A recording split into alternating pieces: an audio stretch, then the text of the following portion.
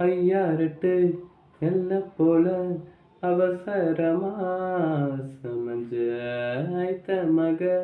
பஞ்சத்துக்கு ஆதாரமா மஞ்ச குட்டி போட்ட பூனை போல காலை சுத்தி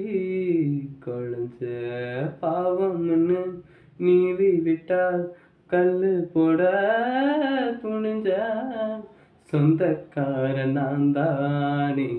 தொட்டு பார்க்க கூடாதா கண்ணம் தொடும் கை ரெண்டும் கீழே கொஞ்சம் நீடாதா இந்த நாட்டில் தீண்டாமைதான் இன்னும் உள்ளதா வயசுக்கு வந்தப்போ ஆசைய பேசுமா வண்டுக்கும் பூவுக்கும் சண்டையா சத்தமா